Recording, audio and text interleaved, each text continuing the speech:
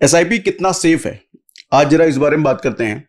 क्योंकि बहुत सारे लोगों का कंसर्न होता है कि एसआईपी में पैसा डालना कितना सेफ है, पैसा हमारा डूब तो नहीं जाएगा, पैसा माइनस तो नहीं हो जाएगा। तो आज इसी पर बात करते हैं। देखो, पहले एक चीज ये समझो कि एसआईपी का जन्म क्यों हुआ। कोई चीज का आप उसका आगे का समझने से पहले अगर ये समझ गए ना एसआईपी आया क्यों पिक्चर में, तो आगे समझना आसान हो जाएगा। पहले के टाइम पे क्या होता था, एफडी चलता था इन्वेस्टमेंट के नाम पे, आज भी चलता है। लेकिन अभी भी आप देखोगे गांव में या छोटे शहरों में ना, एफडी या recurring deposit, fix deposit. Recurring और फिक्स क्या होता है, अगर हर महीने आपको बैंक में थोड़ा थोड़ा पैसा डालना है, 1,000 रुपये महीना, 2,000 रुपये महीना, कुछ भी, उसको रिकरिंग डिपॉजिट कहते हैं। एक बार आपके पास कहीं से मोटा पैसा आया, लाख, 10 लाख, 20 लाख रुपए, उसको बैंक में फिक्स करना है, उसको बोलते हैं फिक्स डिपॉजिट। तो लोग ज्यादातर रिकरिंग डिपॉजिट करते थे या फिर फिक्स डिपॉजिट करते थे। उसके अलावा पहले क्या, अभी भी लोगों को 90% लोगों को बैंक की दुनिया से बाहर लोग निकले ही नहीं है। ये रियलिटी है। छोटे गांव में अगर जाओ तो, शहरों का तो हिसाब बदल गया है। शहरों का तो हिसाब ये आ गया है कि आज के समय में बैंक खाली होते जा रहे हैं। ये आरबीआई के गवर्नर का भी स्टेटमेंट है और बहुत सारे डेटा भी ये कह रहे हैं कि बैंक से पैसा निकल निकल के म्यूचुअल फंड में जा रहा है, स्टॉक मार्केट में जा रहा है। तो बैंक के पास जो पैसा हुआ करता था वो घटता चला जा रहा है और बैंक के लिए बड़ी चिंता की बात है। ये बड़े शहरों की बात है।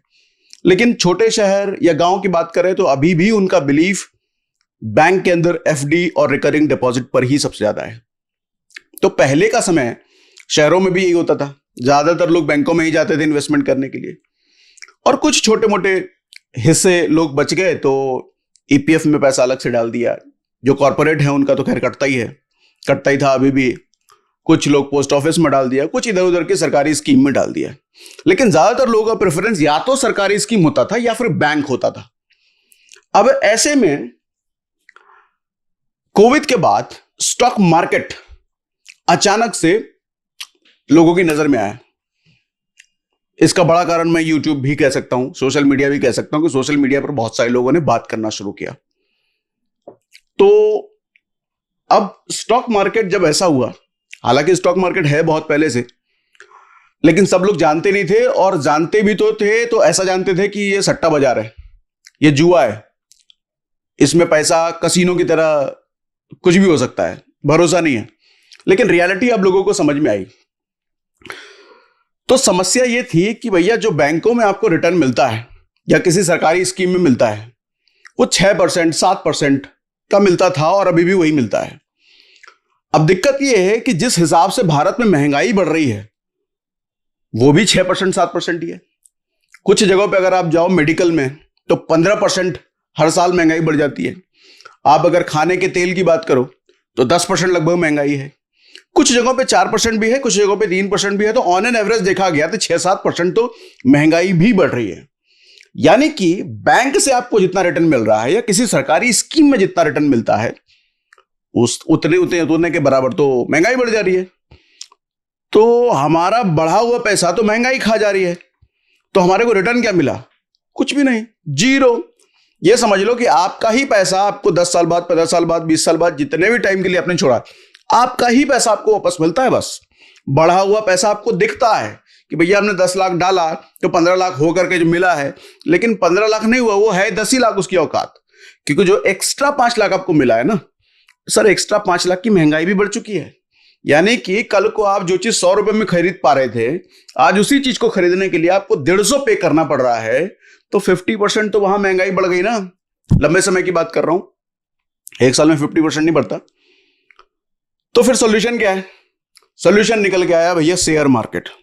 शेयर मार्केट में अगर पैसा डालो तो 6-7% क्या, 10%, 20%, 50%, हजार % का रिटर्न भी लोगों ने लिया। ये लोगों ने, कुछ लोगों को देखा, कुछ लोगों को सुना, ये चीज समझ में आई। अब ये है कि भैया स्टॉक मार्केट में कहां जाए, कौन सी कंपनी में पैसा डालें? इसके अपोजिट भी सच है कि भैया पैसा जीरो भी हो जाएगा। आपका लाख रुपए जीरो भी हो सकता है, खत्म भी हो सकता है। तो जितना बढ़ने की पॉसिबिलिटी है उतना घटने की भी पॉसिबिलिटी है। और एक आम आदमी को पैसे पर अपने रिस्क नहीं चाहिए। कम बढ़े चलेगा, लेकिन पैसा मेरा खत्म नहीं होना चाहिए, पैसा रिस्क पर नहीं होना चाहिए। तो क्या करें भैया, स्टॉक में कैसे कैसे पैसा डालें, शेयर मार्केट में कैसे पैसा डालें? तो कुछ कंपनीज ने समाधान निकाला। समाधान ये है कि एक आम आदमी को अगर किस किस स्टॉक में पैसा डालें ये नहीं पता, किस शेयर में पैसा डालें ये नहीं पता, फिर भी एक आम आदमी स्टॉक मार्केट में इन्वेस्ट कर सकता है through mutual fund, through SIP। क्या होता है म्यूचुअल फंड, थोड़ा आसान भाषा में समझाता हूं। हम सब मिडिल क्लास के लोग हैं, हम सब के घर में गुल्लक होता था, आज भी होता होगा, आप लोग के होता है गुल्लक? तो गुल्लक में क्या होता है, कभी पापा 10 रुपए डाल दिए, कभी मम्मी 5 रुपए डाल दिए, कभी भाई 2 रुपए डाल दिया, कभी बहन ने 5 रुपए 10 रुपए डाल दिए, कभी हमने डाल दिया। तो पूरा परिवार मिलकर के कुछ ना कुछ डालता रहता है। और जब घर में कोई मुसीबत या कोई बड़ी जरूरत आती है तो उस गुल्लक को फोड़ करके उस पैसे को इस्तेमाल किया जाता है। यानी कि एक घर में अगर 5 लोग हैं तो उन 5 लोगों ने मिल करके उस गुल्लक में पैसा डाला है। ऐसे ही म्यूचुअल फंड पूरे जब देश के लेवल पे हो रहा है तो पूरे देश के लोग मिलकर के कुछ ना कुछ पैसा उसमें डालते हैं। पूरे देश के लोग मतलब जो लोग म्यूचुअल फंड में इन्वेस्ट करते हैं, कोई 1000 रुपये महीना डाल रहा है, कोई 5000 रुपये महीना डाल रहा है, कोई 50,000 महीना डाल रहा है, तो कोई 500 रुपये महीना डाल रहा है। हर तरह के लोग अपनी अपनी कैपेसिटी के हिसाब से डाल रहे हैं। तो ये जो म्यूचुअल फंड है उसी गुल्लक की तरह हो गया जहां पूरे देश के लोग पैसा डाल रहे हैं। अब इस पैसे का क्या किया जा रहा है, ये पैसा ग्रो कैसे करेगा, ये पैसा हमें ज्यादा रिटर्न कैसे देगा? हाँ, तो इस पैसे को मैनेज करने के लिए कुछ एक्सपर्ट्स बैठे हैं शेयर मार्केट के। हम और आप शेयर मार्केट के एक्सपर्ट तो है नहीं, लेकिन कुछ लोग तो है ना शेयर मार्केट, जिनके सालों का तजुर्बा शेयर मार्केट में ही है। उनको शेयर की परख है, किस तरह के शेयर में मैं ज्यादा रिटर्न ले सकता हूं, वहां वो उस पैसे को इन्वेस्ट करते हैं। तो वो क्या करते हैं, आपका और हमारा मतलब हम सबका पैसा जो उस म्यूचुअल फंड में डला गया है, ये समझो उस गुल्लक में डला गया है। गुल्लक में कुछ हजार होते थे, कुछ लाख होते थे, यहां कई हजार करोड़ होता है। आज के समय की बात करूं तो आज का समय हर महीना लगभग 20,000 करोड़, कितना मैंने बोला, लगभग 20,000 करोड़ हर महीने म्यूचुअल फंड में पैसा डलता है। और कौन डालने वाले लोग हैं, हम और आप जैसे लोग। तो अब हो क्या रहा है, जो म्यूचुअल फंड में पैसा डल रहा है, वो जो एक्सपर्ट बैठे हैं, वो एक्सपर्ट कुछ शेयर को चुनते हैं अपने हिसाब से और वहां पैसा डालते हैं। अब वो शेयर जैसे जैसे ग्रो करता है, उनकी प्राइसिंग जैसे जैसे बढ़ती है, उन शेयर में बढ़त आती है, तरक्की आती है, कभी 10%, कभी 12%, कभी 20%। तो उसी हिसाब से हमें साफ साफ दिखता है कि मेरा पैसा उसी हिसाब से बढ़ रहा है। ठीक है, यानी कि एक चीज समझिएगा, अगर आप पूछते हैं या हम पूछते हैं कि कितना रिस्क है, तो सर हम और आप डायरेक्टली शेयर मार्केट में पैसा नहीं लगा रहे। डायरेक्टली हमारा पैसा जा शेयर मार्केट में रहा है, लेकिन हम और आप शेयर चुन नहीं रहे हैं।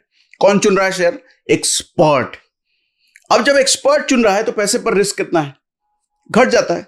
सर ऐसे एक्सपर्ट को आप अगर हायर करोगे तो शायद लाखों रुपए महीने की सैलरी देनी पड़ेगी। अब आप कहोगे 500 रुपये महीना का SIP करना है और लाखों रुपए उसके लिए सैलरी देंगे, कहां की समझदारी है? नहीं ना, नहीं करोगे ना। लेकिन वो कई लाखों की सैलरी पे बैठा है, म्यूचुअल फंड वाली कंपनी ने रखा है उसको इसी के लिए, तो एक्सपर्ट है सच में ना। अच्छा, अगर वो हम सबका पैसा खराब करेगा तो उस म्यूचुअल फंड वाली कंपनी का नाम खराब होगा ना। मान लो ICICI म्यूचुअल फंड कंपनी है, SBI है या एक्सिस है, इतनी बड़ी बड़ी कंपनियां जब म्यूचुअल फंड चला रही हैं, तो अगर वो अच्छा रिटर्न नहीं निकाल के दे पाएंगी, उनका नाम खराब होगा। तो अब उनकी जिम्मेदारी बन जाती है कि अच्छे म्यूचुअल फंड एक्सपर्ट को वो रखें ताकि लोगों को पैसा बना के, लोगों को पैसा कमा के दें। अब ये उनकी जिम्मेदारी है। तो कितना रिस्क बन जाता है, रिस्क फिर घटता चला जा रहा है। हम देख रहे हैं बहुत बड़ी बड़ी कंपनियां हैं, एक्सपर्ट हैं, तो हमारे पैसे पर रिस्क घटता चला जा रहा है। अब यहां पर एक चीज समझिएगा, म्यूचुअल फंड में ना ड्यूरेशन का बहुत गेम होता है। जैसे FD, आप अगर आपको 6% मिल रहा है, आप 1 साल के लिए इन्वेस्ट करो 6% मिलेगा, 10 साल के लिए इन्वेस्ट करो 6% मिलेगा, 20 साल के लिए करो 6% मिलेगा। समझ रहे हो? यानी कि आज अगर 1 लाख रुपए डाला है तो अगले साल आपका 1,06,000 हो जाएगा। म्यूचुअल फंड में ये खेल नहीं है। म्यूचुअल फंड में अगर आप 1 साल के लिए म्यूचुअल फंड कर रहे हो सकता है -5% मिले, मतलब आपका 1 लाख घट के 95,000 हो जाए। 1 साल के लिए अगर कर रहे हैं तो पॉसिबल है। अच्छा, इसके जस्ट बजट ये भी पॉसिबल है, आज अगर 1 लाख डाला है तो अगले साल वो 1,10,000 या 1,20,000 या 1,50,000 भी, या फिर 2 लाख भी हो सकता है एक ही साल में। क्योंकि शेयर मार्केट है ना भैया, खेल ऊपर नीचे चलता ही रहता है।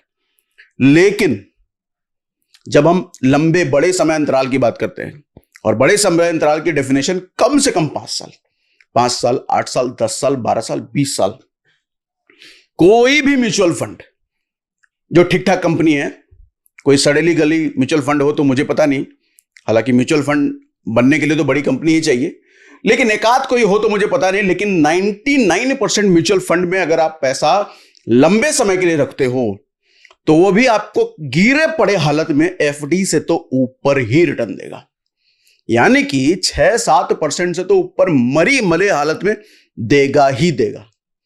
क्यों? ऐसा मैं क्यों कह पा रहा हूं? अच्छा, यहां पे मेरे शब्दों को मैं थोड़ा करेक्ट करता हूं, मैं कह रहा हूं देगा ही देगा। यह हालांकि टेक्निकली मैं कह नहीं सकता, क्योंकि शेयर मार्केट में कोई भी चीज बहुत फिक्स नहीं होती है, हर चीज एक प्रोबेबिलिटी पर होती है। शेयर मार्केट में कोई कहे कि इतना रिटर्न मिल ही जाएगा, सरासर गलत है।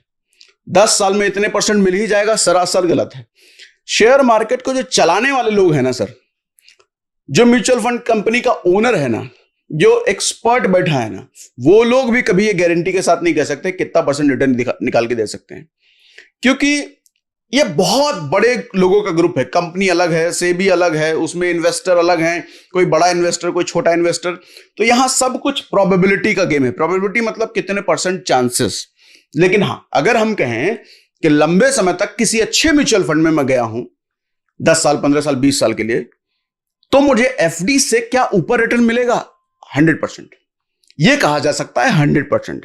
लेकिन क्या कहा जा सकता है 12 मिलेगा, 15 मिलेगा, 20 मिलेगा? यह नहीं कहा जा सकता है भैया। एफडी से तो ऊपर मिल जाएगा, 6-7% तो ऊपर मिलता है। अच्छा, यह हम पास्ट रिकॉर्ड के बेसिस पे कह रहे हैं, क्योंकि शेयर मार्केट एक ऐसा जगह है जहां पर अप डाउन चलता रहता है।